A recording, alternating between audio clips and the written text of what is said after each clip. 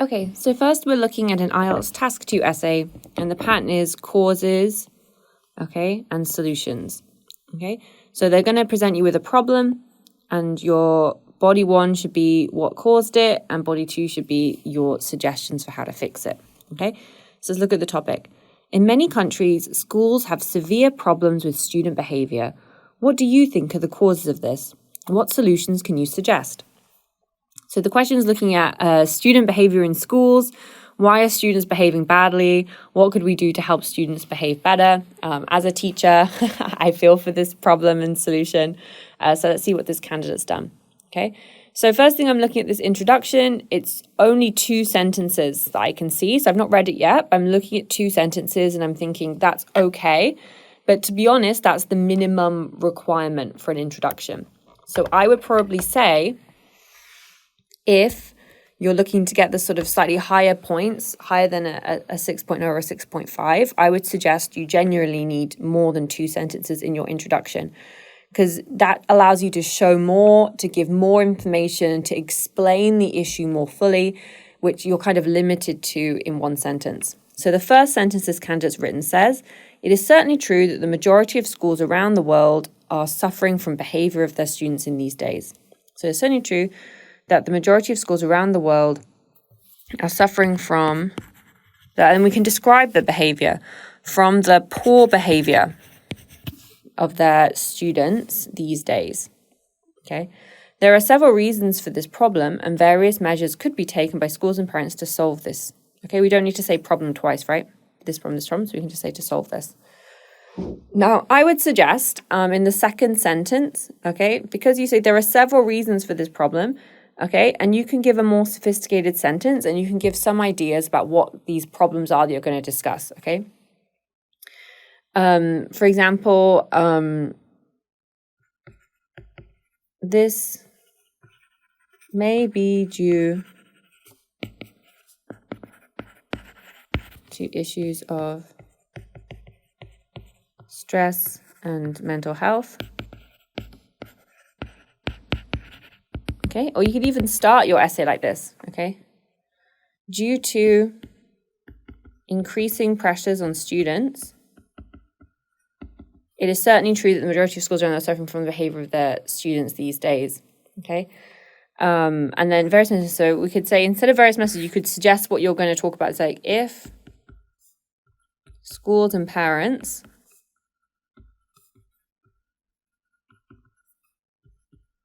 can work together to repair relationships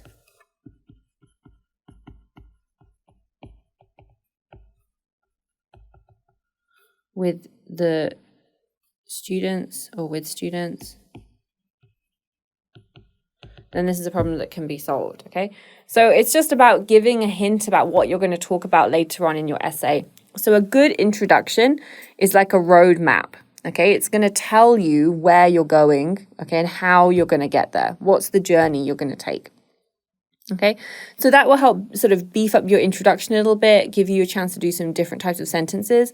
I think what this candidate has written is fine. There's not really a problem with these 2 sentences. But I'm saying if you're going for those higher scores and that higher level, one thing that's easy to improve on is your introduction. And it's just practicing writing a more varied type of introduction background sentences, okay? And giving me what we call the subtopics, okay? So what you're going to talk about later on in your essay. So let's look at this body 1. There are 2 main factors of this problem, okay? One of the main causes is the excessively competitive education system. Okay, it's a very nice phrase, excessively competitive education system, okay? I really like this phrase, okay? We've got like 2 modifying words here, excessively competitive education system, okay? So they could have just said, is the competitive education system, or you could say the competitive nature of the education system is a good paraphrase of that, okay?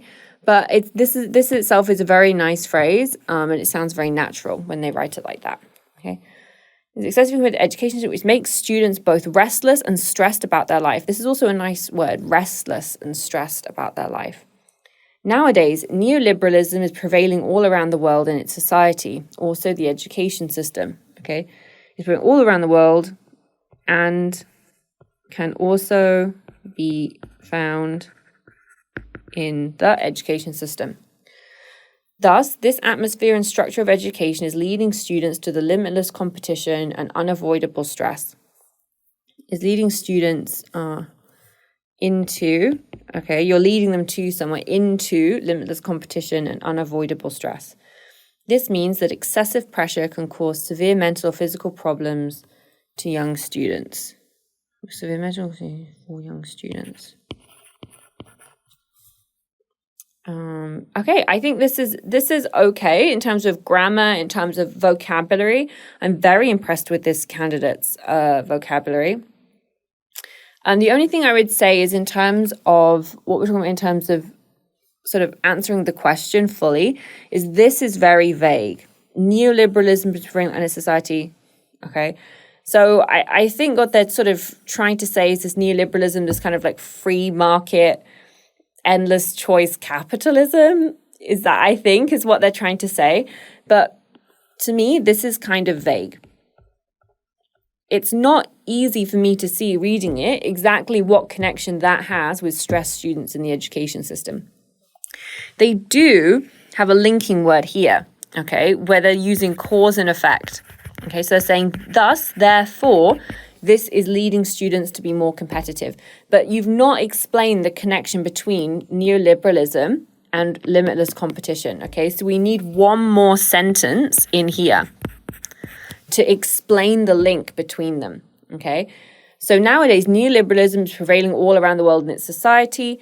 And as part of neoliberal culture, people are encouraged into endless competition and to be far more focused on their own results. Therefore, this atmosphere, when applied to education, is leading students into limitless competition and unavoidable stress, okay? So this is a good word. I can see that this candidate's trying to use good vocabulary, so they've gone for neoliberal.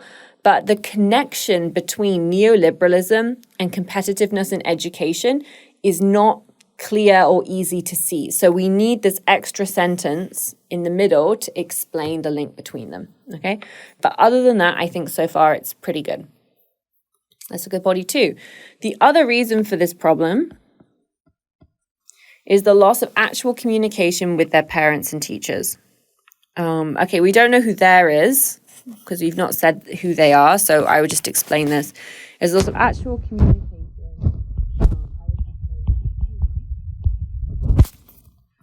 Students, parents and teachers. Using smartphones has been blocking the relationships has been blocking the relationships. Okay, so this should be like, this should go to the front. Okay, especially using smartphones has been blocking the relationships between students and adults, such as parents or teachers. Okay, because when you say here, if I read this how the candidate wrote it, it would sound like this. Using smartphones has been blocking the relationships, especially between students and adults, such as parents and teachers. But it's the relationships. Okay, but what relationships are we talking about? Okay, so if we put especially at the start, it becomes especially using smartphones has been blocking the relationships between students and adults, such as parents or teachers. Okay, so now this word is no longer blocking the link between, it's the relationships between students and adults. Okay, so that's fine. For example, in these days, many students are looking at their smartphones constantly during dinner, even when the whole family is gathered. As a result, students have been losing their relationships with family and so on, have been losing their relationships with, we could say, with their family members. And instead of and so on, I would say and others. Okay? Because and so on kind of sounds very casual English to say. And so on. Okay? So losing their relationships with their family members and others, which means they have no one to talk to about their stress or anxiety, or to be advised about their difficulties. Okay. I quite like this sentence. It's a long sentence. It's a more complex sentence. We've got a couple of clauses. I like that they've got this phrase here where they're saying which means, okay, so you're explaining here. Okay, so you're explaining your logic, which is going to help you with task completion because you're explaining your ideas more fully.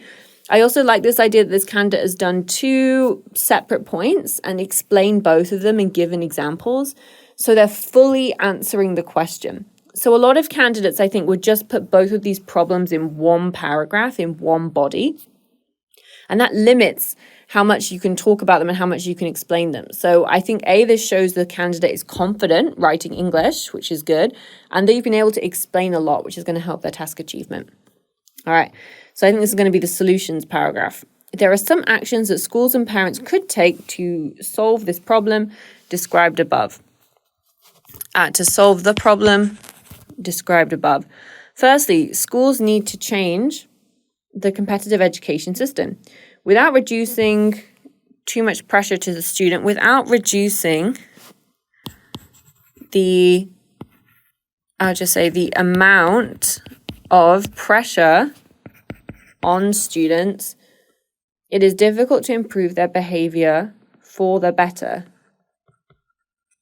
For instance, schools can reduce homework or quizzes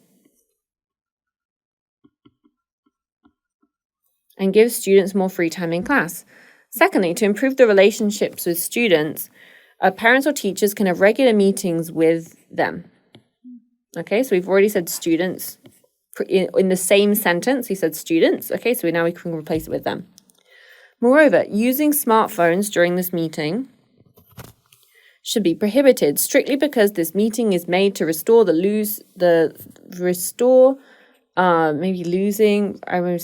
fading relationships from using smartphones. Okay, so we've said smartphones twice again here. Moreover, using smartphones during this meeting should be prohibited strictly because this meeting is made to restore the fading relationships caused by using smartphones. Okay, so when it says losing relationships from using smartphones, it's kind of like the meaning is quite vague. But if we say caused by using smartphones, it's showing clear cause and effect. Some families in Korea are having no smartphone dinners, and it is considered a good solution. Okay, so again, this candidate's got lots of nice explanations, lots of nice vocabulary, trying to use some nice grammar in here. There's a couple more grammatical errors happening in this paragraph, and I'm wondering if they spent too much time on body 1 and 2, and then were rushing a bit to get it finished before the end of the exam. In conclusion, despite some obvious reasons, several measures can be taken to solve this problem. It seems to me that mitigating excessive pressure from the education system and reinstating relationships between students and adults can improve the situation. This is a really nice conclusion, okay? They've summarized what they've said, okay? They've got really nice vocabulary, okay?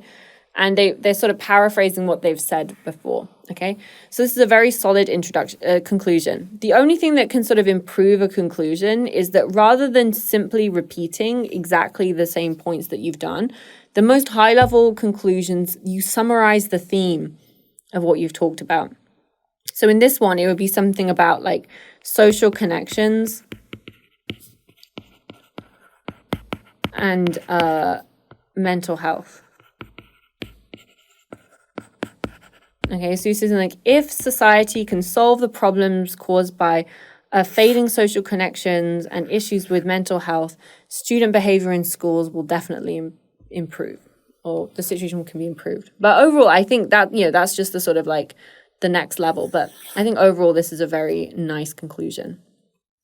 Okay, says look and grade. So in terms of task achievement, I think the task achievement was pretty great. Okay, I'd want to give a 7. They could maybe have given some more specific examples from like that they'd made up about a particular example of a school that tried this solution, or an example of a family that did smartphone-less dinners that sort of, from your personal experience. Cohesion and coherence, again, 7. Everything was logically structured together. The linking between paragraphs was good. They had an introduction. They had a conclusion. Vocabulary, I would probably give it a 7 just because we're missing those sort of idiomatic phrases. But the vocabulary that they did use was quite high level and mostly used correctly. So that was very good. And then in terms of grammar, again, 7.0, I thought they had lots of nice complex sentences. There was just more mistakes towards the end. But there was nowhere where I wasn't clear what they were trying to say. Okay, so I would say definitely an overall solid 7. I could see an argument for both these scores to go up to a 7.5 if you wanted to argue with me that they should go up to a 7.5, you know. But overall, I thought very, very solid 7 essay, and this candidate should be very proud of what they wrote.